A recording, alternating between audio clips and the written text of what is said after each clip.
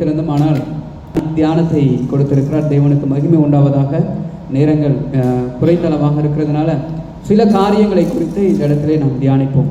அல்லேலூயா. நீதிமானுக்கு வரக்கூடிய ஆசீர்வாதங்கள், நீதிமானுக்கு வரக்கூடிய ஆசீர்வாதங்கள், அதே போல நீதிமானுக்கு எதிராக இருக்கக்கூடிய சத்துருக்கு வரக்கூடிய வேதனைகள், அப்புறம் நீதிமானுக்கு தேவனாகிய கர்த்தர் கொடுக்கக்கூடிய ஆலோசனை. அல்லேலூயா. இந்த 3 காரியங்களை குறித்து இந்த வாரத்திலே தெளிவாக சுருக்கமாக நாம் பார்க்க இருக்கிறோம். அல்லேலூயா. தேவனாகிய கர்த்தர் நீதிமானுக்கு கொடுக்கக்கூடிய ஆலோசனைகள், அப்புறம் நீதிமானுக்கு கிடைக்கக்கூடிய ஆசீர்வாதங்கள், பிறகு துன்மார்க்கருக்கு கிடைக்கக்கூடிய பலன்கள், இவை இந்த 3ஐ ஒரே ஒரு அதிகாரத்திலே துல்லியமாக எழுதப்பட்டுள்ளது. அதை தான் இந்த வாரத்தில் தியானிக்க இருக்கிறோம். அல்லேலூயா. அல்லேலூயா. வாசிப்போம். சங்கீதம் 37வது அதிகாரம் 1, 2வது அதிகாரத்தை நாம் எடுத்து வாசிப்போம் சத்தமாக. பொல்லாதவர்களை குறித்து எரிச்சல் அடையாதே, நியாயக்கேடு செய்கிறவர்கள் மேல் பொறாமை கொள்ளாதே. அவர்கள் புல்லை போல் சீக்கிரமாய் அறுப்புண்டு பசும் பூண்டை போல் வாடி போவார்கள். அல்லேலூயா. அல்லேலூயா. இப்போ நீதிமானுக்கு கிடைக்கக்கூடிய ஆசீர்வாதங்கள், நீதிமானுக்கு தேவனாகிய கர்த்தர் கொடுக்கக்கூடிய ஆலோசனைகள், 2 காரியம் இருக்குது. அல்லேலூயா. தேவனாகிய கர்த்தர் நீதிமானுக்கு என்ன ஆலோசனைகளை கொடுக்கிறார் என்பதை பற்றி நாம் இப்போ தியானிக்க இருக்கிறோம். ஆனால் அதற்கு முன்பதாக நீதிமான் என்பவர் யார் முதல்ல அது தெரியணும். அல்லேலூயா. அது தேவனை ஏற்றுக்கொண்ட கிறிஸ்தவ பிள்ளைகளாகி இருக்கேன்னா நீதிமான் என்பவர் யார் அப்படிங்கிறது முதல்ல தெரிஞ்சாதான் அவருக்கு தேவன் எப்படி ஆலோசனை கொடுக்கிறார், அவருக்கு எப்படி ஆசீர்வாதங்கள் கிடைக்கும் என்பதை நம்ம தியானிக்க முடியும். அல்லேலூயா. இப்போ நம்ம எல்லாரும் நீதிமானா? அல்லேலூயா. இப்போ நான் ஒரு சில காரியங்களை சொல்லுகிறேன், அப்போ நம்ம தியானிக்கலாம். நாம் நீதிமானா இருக்கிறோமா, இல்லை கொஞ்சம் வழி விலகி இருக்கிறோமா, அல்லது சுத்தமாக அந்த பிக்சருக்கே நம்ம வரலையான்னு சொல்லி நீங்கள் யோசிக்கணும். யாரெல்லாம் நான் நீதிமான் சொல்லி ஆணித்தனமாக அந்த இடத்துல சொன்னீங்களோ முதல் வசனமே அவங்களுக்கு வெற்றியாக இருக்குமா என்னன்னு தெரியல. வாசிப்போம் மறுபடியும் சத்தமாக. பொல்லாதவர்களை குறித்து எரிச்சல் அடையாதே. அல்லேலூயா. இந்த ஒரு வார்த்தையே நாம் எல்லாம் நீதிமானா இருக்கிறோமா என்பதை நம்மளுடைய இருதயத்துக்குள்ள தேவனாகிய கர்த்தர் பேசுவார். இது இந்த முதலாவது வசனம் தேவனாகிய கர்த்தர் நீதிமானுக்கு கொடுக்கக்கூடிய ஆலோசனை. பொல்லாதவர்களை குறித்து எரிச்சல் அடையாது. அப்ப என்ன அர்த்தம் அப்படின்னாக்க, உனக்கு கோபம் ஊட்டுகிறவர்களை பார்த்து, உன்னை யார் நோஸ் கட் பண்ணுறாங்களோ, உங்களை யார் தொந்தரவு பண்ணுறாங்களோ, உங்களுக்கு யார் துரோகம் பண்ணுறாங்களோ, உங்களுக்கு யார் வேதனை கொடுக்குறார்களோ அவங்கள பார்த்து எரிச்சல் அடையாதே அப்படிங்கிறவங்க தான் நீதிமான். அல்லேலூயா. அப்போ இதுவரையிலும் நம்ம கோபப்படாத பிள்ளைகளாக இருந்தோம்னா இந்த வசனத்தை வச்சே நம்ம சொல்லணும் நான் நீதிமான். ஆனால் தேவனாகிய கர்த்தர் தெளிவாக சொல்கிறாரு, யாரை குறித்து நீ எரிச்சல் அடையாத. இந்த வாரத்தில் நம்ம ஒவ்வொருவருக்கும் தேவனாகிய கர்த்தர் பேசுறது என்னன்னா, நீ எதை குறித்தும் பொறுமையோடு இரு, எதை குறித்தும் கோபப்படாத, எதை குறித்தும் ஆண்டவரிடத்தில் ஒப்புக்கொடு. அல்லேலூயா. எதை குறித்தும் கோபப்படாத, எதை குறித்தும் வேதனைப்படாத, எதை குறிச்சுமே எரிச்சல் அடையாத, எல்லாவற்றையும் ஆண்டவரிடத்தில் ஒப்புக்கொடு. இதுதான் தேவனாகிய கர்த்தர் இந்த வாரத்தில் உங்களுக்கு வாக்குத்தத்தமாக கொடுக்குறாங்க. அல்லேலூயா. நமக்கு என்ன முதல் ஆலோசனையாக கொடுக்குறாருன்னா, எல்லாம் பைபிள் நம்ம படிச்சுட்டு இருக்கிறோம். கடந்த 2 மாதத்துக்கு முன்பதாக எனக்கு தொலைபேசியில் ஒரு காரியம் வந்தது, ஒரு கால் வந்தது. எனக்கு நெருங்கின உறவினர் அவர். அந்த அம்மா, பாஸ்டர் பேசக்கூட முடியல பாஸ்டர், என்ன ஆச்சுமா, என் புருஷன் ஓங்கி கன்னத்தில் ஒரே குத்து விட்டார், வீங்கி போயிருக்கு. அல்லேலூயா. ஒரே வீக்கம், அவங்களால பேச முடியல. அப்போ நான் கேட்டேன், ஏதாவது பல்லுக்குள்ள ஏதாவது விழுந்துருச்சாம்மா? அப்படிலாம் எதுவும் இல்லையே, ரொம்ப சிக்கலான ஒரு சூழலில் இருக்கிறியா? அப்படிலாம் எதுவுமே இல்லை. பெயின் அதிகமாக இருக்கா? எதுவும் இல்லை அப்படின்னு ஒவ்வொரு காரியமாக எடுத்து அவங்க இடத்துல விசாரி. எதுவுமே இல்லை. சரிம்மா, நீ என்ன பண்ண? உங்கள் கணவர் ஓங்கி அடிச்சிட்டாரு, நீ என்ன பண்ண? நான் அமைதியாக இருந்தேன். அப்போ நீ தேவனுக்கு நீதிமான் அப்படிங்கிற ஒரு நற்பெயரை வாங்கி கொடுத்துருக்குற, அது வரைக்கும் ஸ்தோத்திரமா அப்படின்னு. அல்லேலூயா. அல்லேலூயா. அப்போ என்ன சூழல் வந்தாலும் அந்த அம்மா என்ன பண்ணியிருக்கிறாங்கன்னா, பொறுமையை காத்துட்டு இருந்தாங்க. புருஷன்காரன் அடிச்சுட்டா அப்படின்ன உடனே திருப்பி அவங்களால அடிக்க முடியுமா முடியாதா? அல்லேலூயா, கண்டிப்பாக முடியும். புருஷன் அடித்தது மாதிரியே மனைவி அடித்தாங்கன்னா அப்போ அந்த இடத்துல யோசிச்சிருக்கிறாங்க, நாம் திரும்ப அடித்தோம்னா என்ன நடக்கும் அப்படின்னாக்க குழந்தைங்களுடைய சமாதானம் போகும், பக்கத்து வீட்டுக்காரவங்க தப்பாக நினைப்பாங்க, குடும்பத்தினுடைய அமைதியே போகும், குடும்பத்தை நல்வழிப்படுத்தணும், அதுதான் நமக்கு முக்கியமானது. அதே போல் தேவனுடைய பிள்ளை நான், அப்போ நான் எல்லாத்தையும் மன்னிச்சு பொறுமையோடு தான் இருக்கணும் அப்படிங்கிறத அவங்க உணர்ந்ததுனால அந்த இடத்துல அவங்க நீதிமானாக இருக்கிறாங்க. அல்லேலூயா, அல்லேலூயா. ஆனால் நாம் சில பேர் என்ன பண்ணுறோம், எந்த இடத்துல வார்த்தைகள் விட்டாங்கன்னா அதை விட 10 மடங்கு வார்த்தை மனைவிட்டு இருந்து வரும். அல்லேலூயா. ஒரு கணவன் அமைதி, சில வீட்டில் மனைவி ஓங்கி குத்தக்கூடிய ஆளாக இருப்பாங்க. அல்லேலூயா. ஓங்கி கன்னத்தை மாத்திரம் கிடையாது, பல வழியில் தொந்தரவு கொடுக்கக்கூடியவங்க இருப்பாங்க. ஆனால் கணவன் ரொம்ப அமைதியாக இருக்கக்கூடிய சூழலாம் இருக்கும். அல்லேலூயா. அப்போ எல்லாராலையும் பேச முடியும், எல்லாராலையும் செய்ய முடியும், எல்லாராலையும் அந்த எரிச்சலை ஏற்படுத்த முடியும், அவங்களும் கோபப்பட முடியும். ஆனால் இருவரிடத்திலையும் யார் அமைதியாக இருந்து அந்த காரியத்தை சாதிக்கிறார்களோ அவர்களிடத்திலே தேவன் பிரகாசமாக இருக்கிறார். கரங்களை தட்டி தேவனை சுதரிப்போமா? இதை தான் நம்ம புரிஞ்சுக்கணும், இதை தான் புரிஞ்சுக்கணும். அப்போ ஒவ்வொரு இடத்துலையும் உங்களை கோபம் ஊட்டும் பொழுது, உங்களை வேதனைப்படுத்தும் பொழுது, உங்களை எரிச்சல் ஊட்டும் பொழுது நீ அமைதியாக இருந்து நாளைய பொழுது மறுநாள் பொழுது அப்படின்னு சொல்லி அமைதியாக நீங்கள் போறீங்க பாருங்க, நீங்கள் தான் நீதிமான். அல்லேலூயா. தேவனாகிய கர்த்தர் அவங்களுக்கு தான் சொல்றாரு, ஆலோசனை கொடுக்கிறாரு, நீ எதை குறித்து எரிச்சல் அடையாதே, நியாயக்கேடு செய்கிறவர்கள் மீது பொறாமை கொள்ளாதே. அல்லேலூயா. நியாயக்கேடு செய்கிறவர்கள் மீது பொறாமை கொள்ளாதே. ஆண்டவராகிய கர்த்தர் தெளிவாக பேசுகிறார். அப்ப இந்த வாரத்திலிருந்து தேவனாகிய கர்த்தர் நம்மளுடைய இருதயத்தில் என்ன சொல்லுகிறார் என்றால், நீ எதை குறிச்சும் எரிச்சலாகாத, எதை குறிச்சும் கோபப்படாத. தேவனாகிய கர்த்தர் ஆசீர்வதிப்பார். அல்லேலூயா. 4வது வசனத்தை வாசிப்போம். கர்த்தரிடத்தில் மனமகிழ்ச்சியாய் இரு, அவர் உன் இருதயத்தின் வேண்டுதல்களை உனக்கு அருள் செய்வார். அல்லேலூயா, அல்லேலூயா.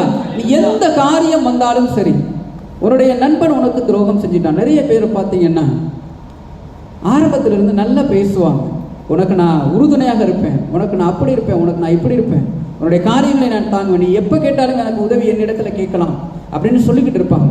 ஆனால் அவங்களுக்குன்னு ஒரு சில தேவைகள் வரும்போது இவங்களை கைவிட்டுட்டு போயிடுவாங்க. அல்லேலூயா. அதாவது சொன்ன வாக்கை காப்பாற்றாம அவங்களுக்கு துரோகம் செய்யக்கூடிய அளவில் எதிர்பார்க்காத ஒரு சூழலை அவங்க ஏமாற்றி போய் விடுவார். அல்லேலூயா. இப்படிப்பட்ட சூழல் எல்லாம் அந்த நீதிமானாக இருக்கக்கூடிய நம்ம என்ன செய்யணும்னா, மனமகிழ்ச்சியாக இருந்து தேவனிடத்துல என்ன பண்ணணுமா, வேண்டுதல்களை வச்சு விட வேண்டும். அல்லேலூயா. எந்த காரியத்தை குறிச்சும் சரி. சில பேர் மன புழக்கத்தோடு இருப்பாங்க, பிரதர் என்னை ஒருத்தர் ரொம்ப ஏமாத்திட்டாரு, என்னோட பிஸ்னஸில் ஏமாத்திட்டாரு, நான் இன்னைக்கு வெறுமனையாக இருந்துட்டு இருக்கிறேன், நான் நிறைய சம்பாதிக்கணும்னு நினச்சி அவர் எனக்கு வாக்கு கொடுத்ததுனால அவர் கூட நான் சேர்ந்தேன்.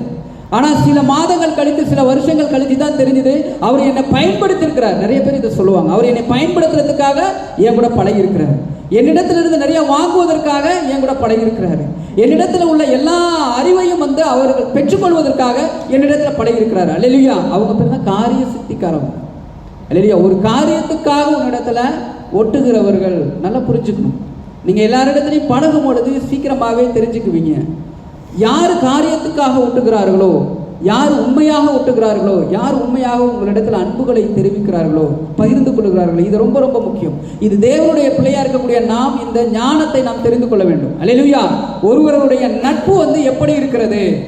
சில பேர் நல்ல நட்பாக இருப்பாங்க. நட்பாக இருந்துட்டீங்கன்னா, நான் ஆரம்பத்திலேருந்து சொல்லிட்டு இருக்கிறது அதுதான், உங்களுடைய குடும்பத்தினுடைய சீக்ரெட்டான சில விஷயங்கள், அல்லது உங்களுடைய தொழிலில் இருக்கக்கூடிய சீக்ரெட்டான ஒரு விஷயங்கள், அல்லது உனக்கும் மனைவிக்கும் இருக்கக்கூடியதான சீக்ரெட்டான விஷயங்கள், சில காரியங்கள் எல்லாம் இருக்கும். அது எல்லாமே எவ்வளோதான் நெருங்கிய நண்பனாக இருந்தாலும் அதில் என்ன பண்ணக்கூடாது, சொல்லக்கூடாது. அல்லேலூயா. உங்கள் நெருங்கிய தோழியாக இருந்தாலும் சரி, நெருங்கிய நண்பராக இருந்தாலும் சரி, ஏன் சில பாஸ்டர்மார்கிட்ட கூட, அல்லேலூயா, சில பாஸ்டர்மார்கிட்ட கூட நீங்கள் சொல்லக்கூடாது. சில சர்ச்சில் அது மாதிரி தான் நடந்தது.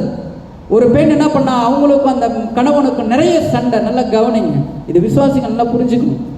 நிறைய சண்டை, டெய்லி சண்டையாக இருந்துட்டு, சரியான கணவன் சரியாக மனைவியை கவனிக்காத ஒரு சூழல், கண்டுக்க மாட்டார், என்ன நடக்குது ஏது நடக்குதுன்னு தெரிஞ்சிக்க மாட்டார்.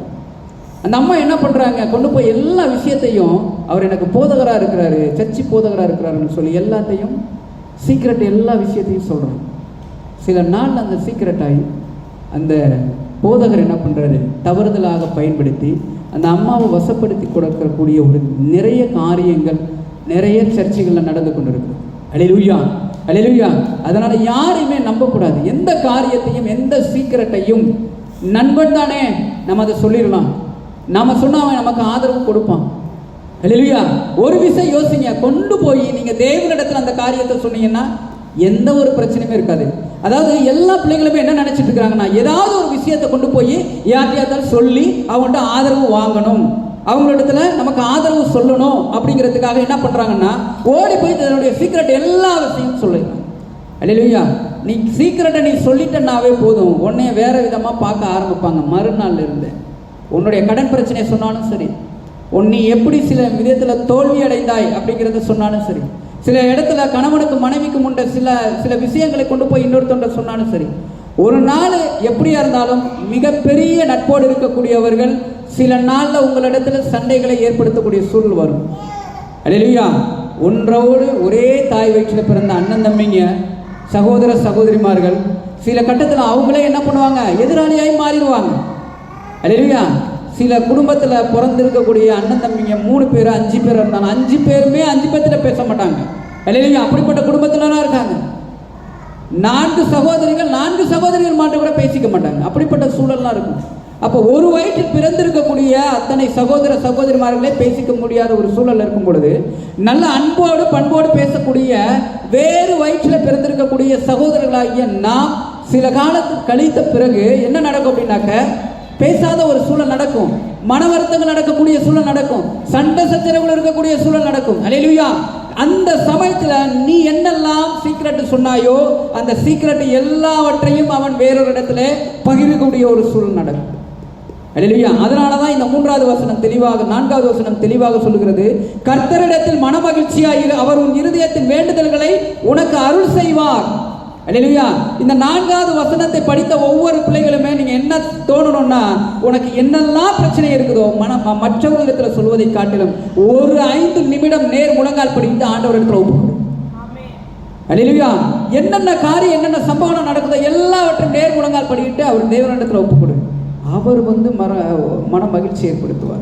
இது நீதிமானுக்கு கொடுக்கக்கூடிய ஆலோசனை தேவனாகிய கர்த்தர் சொல்லுவார். இந்த இடத்துல வாசிச்சு பாருங்க, உன் நண்பனிடத்துல சொல்லு அப்படின்னு சொல்லியிருக்கிறதா? உன்னுடைய போதகர்களிடத்திலேயோ, உன்னுடைய கணவனிடத்திலோ, மனைவியிடத்திலோ, உன்னுடைய பெற்றோர்களிடத்திலேயோ உன்னுடைய விஷயத்தை, உன்னுடைய வேண்டுதல்களை சொல்லு அப்படின்னு சொல்லியிருக்கிறதா? இல்லை. தேவனாகிய கர்த்தரிடத்துல நீங்க சொல்லுங்க எல்லா காரியத்தையும். அல்லேலூயா. சில பேர் என்ன பண்றாங்க, மனசை விட்டு யார்கிட்டயாவது பேசணும். மனசை விட்டு பேசினா தான் எனக்கு நல்ல ஒரு சந்தோஷம் இருக்கும். மனசை விட்டு பேசினா தேவனிடத்துல முதல்ல சொல்லுங்க. அல்லேலூயா. உன்னுடைய நண்பர்களிடத்திலேயோ மற்ற காரியத்திலோ சொல்லத்தகாததை தயவு செய்து சொல்லாதீர்கள். அது ரொம்ப ரொம்ப முக்கியமானது. அல்லேலூயா. உங்களுடைய இருதயத்தில் நீங்கள் எழுதி வைத்துக் கொள்ள வேண்டும். அடுத்து 9வது வசனத்தை நாம் வாசிப்போம். பொல்லாதவர்கள் அறுப்புண்டு போவார்கள், கர்த்தருக்கு காத்திருக்கிறவர்களோ பூமியை சுதந்திரித்துக் கொள்வார்கள். அல்லேலூயா, அல்லேலூயா. உனக்கு கோபத்தை ஏற்படுத்தினவங்க, உனக்கு துரோகம் செஞ்சவங்க, உங்களுக்கு சொன்ன வாக்கை காப்பாற்றாதவர்கள், உங்களுக்கு கெடுதல் செய்தவர்கள், நீங்கள் எல்லாவற்றையும் ஆண்டவரிடத்தில் ஒப்பு கொடுத்தீங்கன்னா ஆண்டவர் என்ன பண்ணுவார்? பொல்லாதவர்கள் அறுப்புண்டு போவார்கள், கர்த்தருக்கு காத்திருக்கிறவர்களோ பூமியை சுதந்திரித்துக் கொள்வார்கள். அல்லேலூயா. நீ எல்லாவற்றையும் என் ஆண்டவர் பார்த்துக்கொள்வார், என் தேவன் பார்த்துக்கொள்வார். எனக்கு இருக்கக்கூடிய வேதனைகளை என் தேவன் பார்த்துக் கொள்வார் என்று என்றைக்கு நீ தேவனிடத்தில் எல்லாவற்றையும் ஒப்பு கொடுக்கிறாயோ, உனக்கு எதிராக செய்யக்கூடிய யாராக இருந்தாலும் அவர்களை தேவனாகிய கர்த்தர் புல் அறுப்புண்டு போவதை போல மாற்றக்கூடியதாக இருப்பார். கரங்களை தட்டி தேவனை சோதரிப்போமா? கரங்களை தட்டி தேவனை சோதரிப்போமா? இதுதான் ரொம்ப முக்கியம். அல்லேலூயா. எல்லாவற்றையும் தேவனிடத்தில் நீங்க ஒப்பு கொடுத்துருங்க. எல்லா மனுஷரிடத்திலையும் பாருங்க, வாரத்துக்கு ஒரு தடவையாவது மற்றவர்களுடைய வெறுப்புதலுக்கு தள்ளப்படுவீங்க. மற்றவர்கள் யாராவது உங்களை இகழ்ந்து பேசுவாங்க, உங்களுடைய அமைப்பை, உங்களுடைய உடல் அமைப்பை பார்த்து தப்பாக பேசுவாங்க, உங்களுடைய வருமானத்தை பற்றி இகழ்ந்து பேசுவாங்க, உன்னுடைய குழந்தைகளையோ உன்னுடைய கணவன் மனைவியை பற்றியோ குடும்பத்தை பற்றியோ இகழ்ந்தெல்லாம் பேசுவாங்க. இது வாரத்திலேயோ மாசத்திலேயோ கண்டிப்பாக உங்கள் குடும்பத்தில் நடக்கும். அல்லேலூயா. இதற்காக நம்ம என்ன பண்ணக்கூடாது, கவலையும் வேதனைப்படக்கூடாது. ஆண்டவர் இடத்துல ஒப்பு கொடுங்க. அது உங்களுக்கு அவர்கள் பொல்லாதவர்களாக இருப்பாங்க. பொல்லாதவர்களை தேவனாகிய கர்த்தர் புல்லை அறுப்பதை போல அறுத்து அந்த எல்லா காரியங்களிலிருந்தும் உங்களுக்கு விடுதலை கொடுப்பார். அல்லேலூயா, அல்லேலூயா. ஸோ ஒவ்வொரு காரியத்திலையும் தேவனாகிய கர்த்தர் மீது நீங்கள் ஒவ்வொருடைய வாக்குத்தத்தத்தின் தேவனாகிய கர்த்தரிடத்தில் ஒப்புக் கொடுக்க வேண்டும். அல்லேலூயா. 7வது வசனம், கர்த்தரை நோக்கி அமர்ந்து அவருக்கு காத்திரு, காரிய சித்தியுள்ளவன் மேலும் தீவினைகளை செய்கிற மனுஷன் மேலும் எரிச்சலாகாதே. அல்லேலூயா, அல்லேலூயா. தெளிவாக சொல்லப்பட்டிருக்கிறது, காரிய சித்தியுள்ளவன் மேல் தீவினைகளை செய்கிற மனுஷன் மேலும் எரிச்சலாகாதே. நான் கூறின முதல் காரியம் அதுதான். நிறைய பேர் என்ன பண்ணுவாங்கன்னா, காரியத்திற்காக உங்களிடத்தில் பழகுவார்கள். அல்லேலூயா. காரியத்துக்காக உங்களிடத்தில் பழகுவார்கள். நீங்கள் பழகும் பொழுது நல்லா தெரிஞ்சுக்கணும். சில பேர் தவறுதலாக உங்களை பயன்படுத்தி கொள்வதற்காக உங்களிடத்தில் பழகுவார்கள். ஆண்களாக இருந்தாலும் சரி, பெண்களாக இருந்தாலும் சரி. அதுவும் அதிகமாக பெண்களிடத்தில் நீங்கள் ஞானமாக பாம்பை போல தந்திரமாக இருக்க வேண்டிய காரியம் அதுதான். அல்லேலூயா. ஒன்றே ஒன்று, உங்களுடைய குழந்தைகளுக்கு நீங்கள் அதை சொல்லித்தர வேண்டும். யாரோ ஒரு ஆண் உங்களை பார்த்து, உங்களுடைய அழகை பார்த்து, உங்களுடைய அறிவை பார்த்து, எதை குறித்தாது உங்களை வாழ்த்துதல் சொல்லுகிறார்கள் என்றாலே நீங்கள் ஜாக்கிரதையாக இருக்கும். அல்லேலூயா. எதை குறித்து உங்களை வாழ்த்துதல் சொல்றாங்களோ, எதை குறித்து உங்களை புகழ்ந்து பேசுறாங்களோ, முக்கியமாக பெண்கள் உங்களை குறித்து ஒரு இடத்துல புகழ்ந்து பேசுறாங்கன்னா நீங்க ஜாக்கிரதையாக இருக்கணும். அல்லேலூயா. இந்த வார்த்தை நம்மை சீண்டுவதற்காகவோ, நம்மை பயன்படுத்துவதற்காகவோ, நம்மை தவறான விதத்தில் கொண்டு செல்வதற்காகவோ இது பேசப்படுகிறது என்று எந்த பெண் தந்திரமாக இருக்கிறாங்களோ அவங்க வாழ்க்கையில ஜெயிக்க முடியும். அல்லேலூயா. இன்னைக்கு நிறைய பேர், நிறைய இளம் பிள்ளைகள், முக்கியமாக குறிப்பாக பெண்கள், டீனேஜ் பிள்ளைகள் தவறுவதற்கு முக்கியமான காரணம் என்னன்னா, அவர்களுக்கு எதிராக இருக்கக்கூடிய ஆண்கள் தவறாய் அவர்களை புகழ்ந்து பேசுவதனால, அதில் மயங்கி விழுந்து விடுகிறதுனால தான் இன்னைக்கு பல விஷயத்தில் அவங்க மாட்டிட்டு இருக்கிறாங்க. அல்லேலூயா. அதனால காரிய சித்தி உள்ளவர்கள் மீது நீங்கள் எப்படி இருக்கணுமா? ரொம்ப கவனமாக இருக்கணும். ஆண்டவராகிய கர்த்தர் தான் பேசுறார். ஏதோ ஒரு காரியத்திற்காக ஒரு ஆணோ அல்லது ஒரு பெண்ணோ உங்களிடத்தில் அணுகும் பொழுது நீங்கள் இவன் காரியத்திற்காக அணுகிறானா இல்லையா என்பதை ஆராய்ந்து தெரிந்து தந்திரமாக புரிந்து கொள்ள வேண்டிய ஒரு பக்குவத்தில் தேவனுடைய பிள்ளைகள் நீங்கள் இருக்க வேண்டும். அல்லேலூயா, அல்லேலூயா. அதுதான் ரொம்ப முக்கியம். அதுல அந்த எத்தனையோ ஆண்களும் இருக்கிறார்கள், பெண்களும் இருக்கிறார்கள், நிறைய வாழ்க்கையை தொலைத்தவர்களாக இருக்கிறார்கள். அல்லேலூயா. அதற்காக தான் தெளிவாக சொல்லியிருக்கப்பட்டிருக்கிறது, காரிய சித்தியுள்ளவன் மேலும் தீவினைகளை செய்கிற மனுஷன் மேலும் எரிச்சலாகாதே, பொறுமையோடு அந்த மனுஷனிடத்துல கையாளும். அல்லேலூயா. இதுதான் நீதிமானுக்கு கொடுக்கக்கூடிய ஆலோசனை. தேவனாகிய கர்த்தர் தான் சொல்றார், எல்லா இடத்துலையும் பொறுமையோடு, be quiet, be calm. If anything will happen, be quiet. God said clearly in your life. பொறுமையோடு காத்திருக்கணும், பொறுமையோடு இருக்கணும் எல்லா காரியத்திலும். ஏன்னா தெளிவாக ஒரு வசனம் இதில் சொல்லப்பட்டிருக்கும்.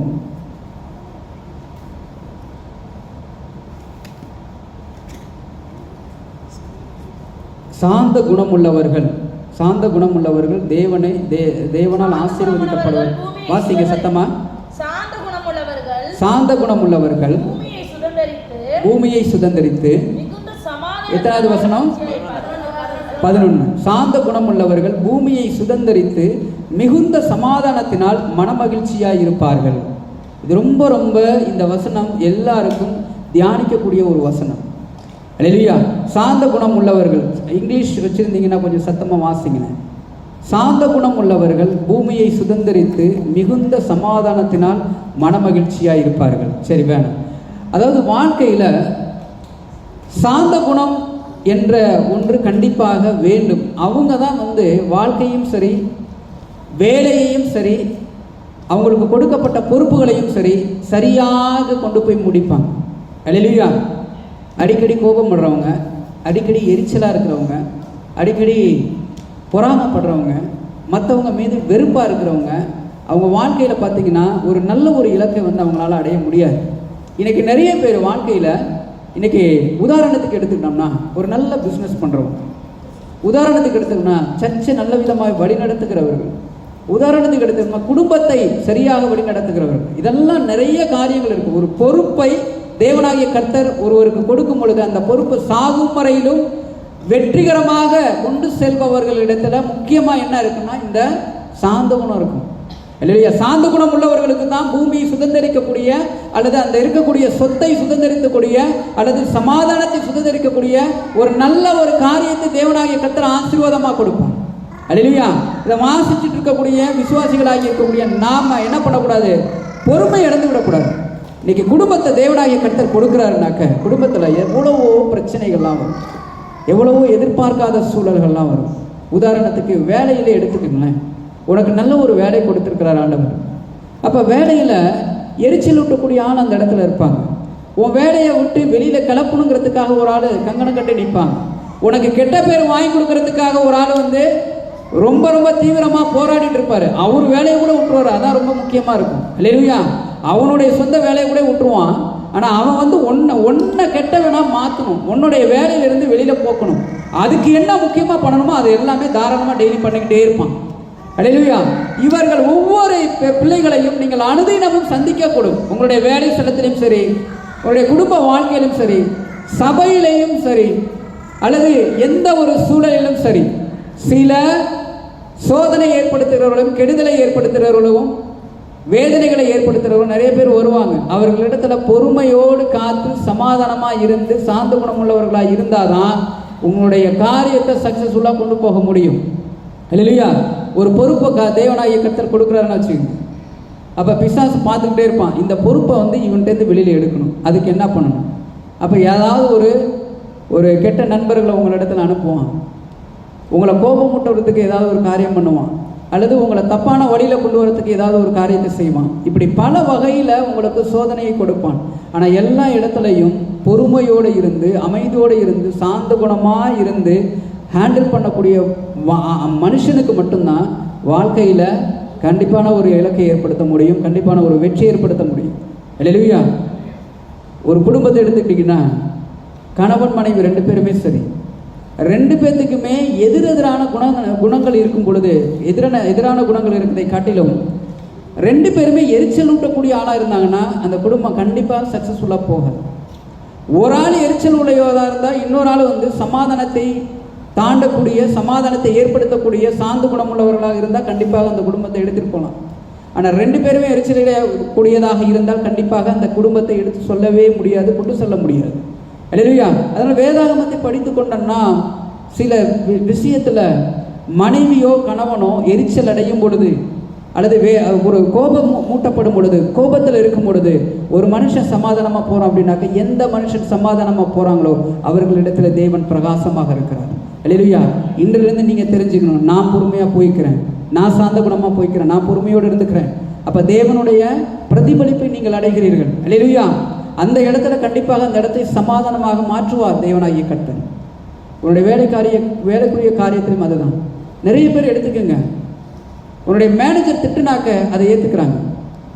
உன்னுடைய எங்கே வேலை செய்யக்கூடிய இடத்துல உயர் அதிகாரிகள் தப்பாக பேசி ஒரு கெட்ட வார்த்தையோ பேசி உங்களை திட்டும்போது பொறுமையோடு சிரிச்ச முகமாக இருக்கும். அல்லேலூயா.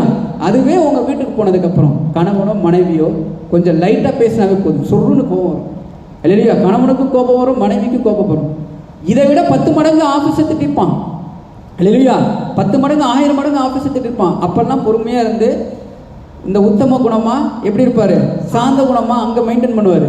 ஆனால் வீட்டில் வந்தாக்க ஒன்றுக்குமே உதவாத சில வார்த்தைகளை சொல்லியிருப்பாங்க, அதுக்கு சுருன்னு கோபமாக இருப்பார். அல்லேலூயா.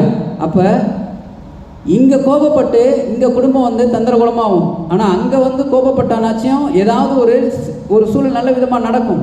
ஆனால் அங்கே கோபப்பட்டிருக்க மாட்டார், அங்கே சாந்த குணத்தை மெயின்டைன் பண்ணுவார். காரணம் என்ன? வேலை போயிடும். இன்னொன்று என்ன? சம்பளம் ஏதாவது கையை வச்சிருவாங்க, ஏதாவது குறைஞ்சிரும், நமக்கு ஏதாவது கெட்ட. அப்போ தேவைகளுக்காக சாந்த குணம் உள்ளவர்களாய் மாறுவதை காட்டிலும் ரொம்ப முக்கியம், எனக்கு தேவை நடக்குது, தேவை வேணும், அப்படிக்காக சாந்த குணம் ஏற்படுத்துவதை காட்டிலும் ஒரு இடத்துல சமாதானத்தை நான் ஏற்படுத்த வேண்டும் என்பதற்காக எந்த மனுஷன் சாந்த குணத்தோடு நிலைத்திருக்கிறாரோ அல்லேலூயா, அந்த இடத்துல குடும்பமோ அல்லது மற்ற காரியங்களோ சமாதானமாக போகும். உதாரணத்துக்கு சபைகள், நிறைய சபைகள் பார்த்தீங்கன்னா 2 பிரியும் 4 பிரியும். சில இடத்துல 2 பாஸ்டர்கள் 3 பாஸ்டர்கள் இருக்கக்கூடிய சர்ச்சில் பார்த்தீங்கன்னா அதிரடியாக நடக்கும். சேரை விட்டு எறிக்கக்கூடிய ஒரு சூழலாம் நடக்கும். இல்லையா? சில சர்ச்சில் வந்து என்ன நடக்கும்? ஓட்டு உரிமை நடக்கும். நான் பெரியவனா நீ பெரியவனா? தேவனாகிய கர்த்தர் தெளிவாக சொல்லிட்டு போறாரு, யாரு தன்னைத்தானே தாழ்த்துக்கிறானோ அவன் தான் பெரியவன் அப்படின்ட்டு போறாரு. தேவனாகிய கர்த்தர் தெளிவாக பேசியிருக்கிறார். அல்லேலூயா. ஆனால் இந்த மனுஷன் என்ன பண்ண, நான் உயர்வாய் நீ உயர்வாய், உடையிலும் சரி அந்தஸ்திலும் சரி ஆட்படையிலும் சரி நான் தான் பெரிய ஆளாக இருக்கணும், நான் தான் எல்லாமே இருக்கணும். அல்லேலூயா. இன்னைக்கு நிறைய சபைகளில் அந்த மாதிரி இருக்குது. ஆனால் எந்த பாஸ்டர் சாந்த குணத்தோடு, சில பேர் தொந்தரவு பண்ணக்கூடிய ஆள் வருவான், சில பேர் துரோகம் பண்ணக்கூடியவங்களும் வருவாங்க, சில பேர் கோபமுற்றவங்களும் வருவாங்க.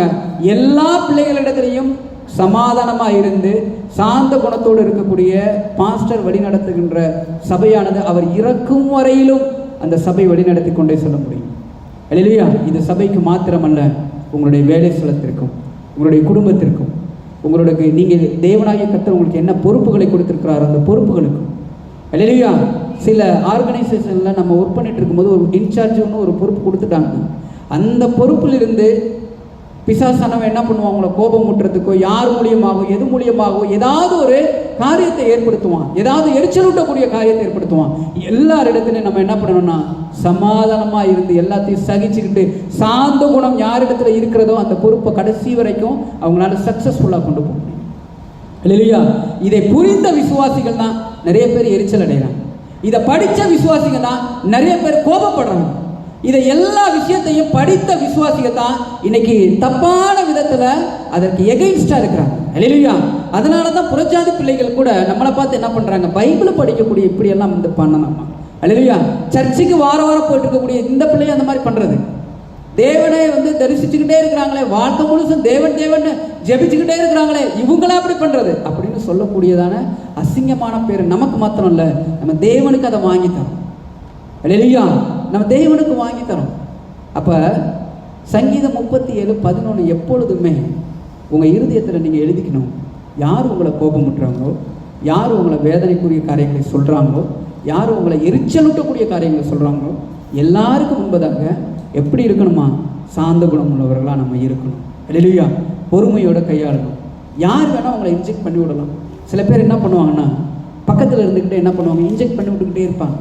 உன்னுடைய நண்பர் 2 பேர் இருப்பான், 2 பேர் இருந்துக்கிட்டு இவன் வந்து கோபமே ஏற்பட மாட்டான், ஆனால் பக்கத்தில் இருந்துக்கிட்டு கோபத்தை செய்கிறது மாதிரி 1க்கு 2 போட்டு பல விதத்தில் உன்னை வந்து தவறுதலாக பயன்படுத்தக்கூடிய காரியங்களும் செய்யும். அந்த இடத்துல நம்ம ஞானமாக வேணாம், எனக்கு தேவன் என் இருதயத்தில் என்ன கொடுத்துருக்காரு, சாந்த குணம் உள்ளவனாக இருக்குன்னு சொல்லியிருக்கிறார். நான் இவன் பேச்சை கேட்க மாட்டேன், எதிர்த்தர உள்ள பேச்சை கேட்க மாட்டேன், யார் பேச்சையும் கேட்க மாட்டேன்.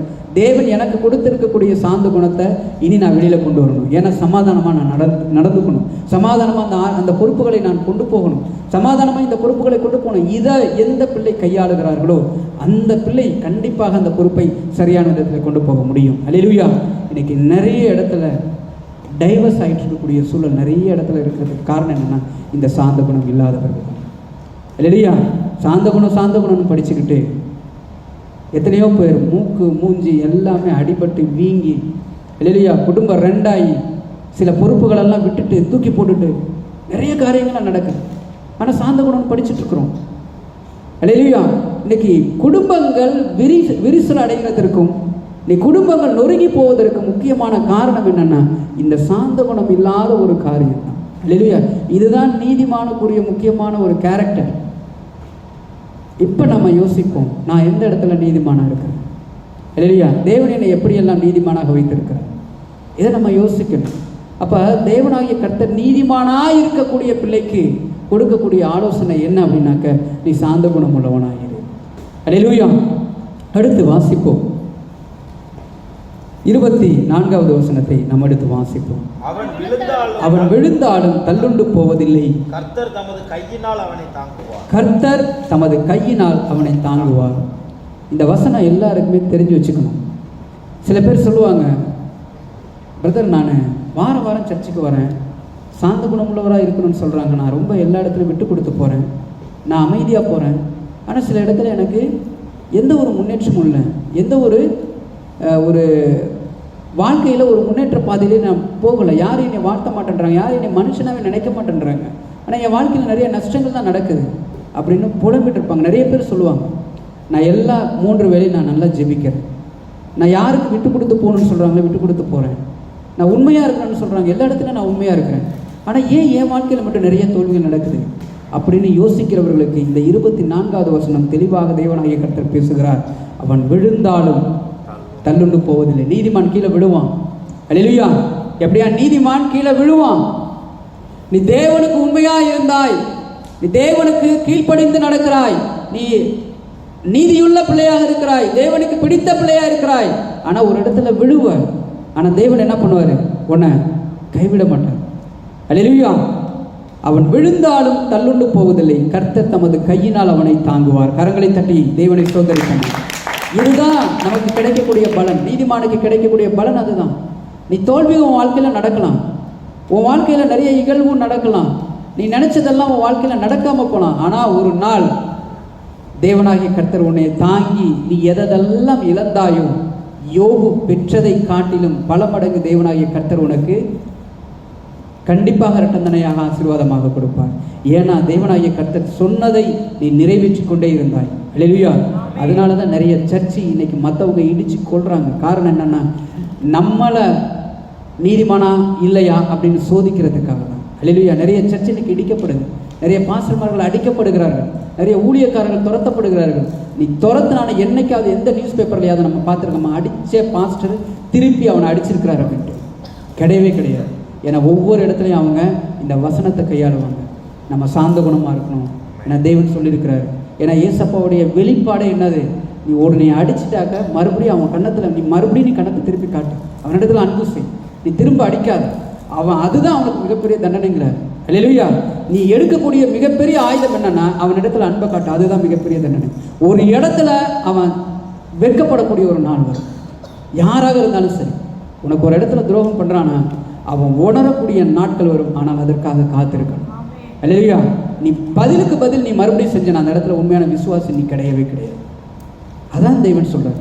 அப்ப பழிக்கு பழி வாங்காம, எதை குறித்து எரிச்சல் அடையாம, எதற்கும் அவசரப்படாம, யார் என்ன வாழ்த்துறாங்களோ அதை வாழ்த்துதலை ஏற்றுக்கிட்டு அவங்களுக்காக நீ வாழாம உண்மையும் உத்தமமாய் தேவனுக்கு பிடித்த ஒரு நியாயமுள்ள ஒரு பிள்ளை நான் வாழணும்.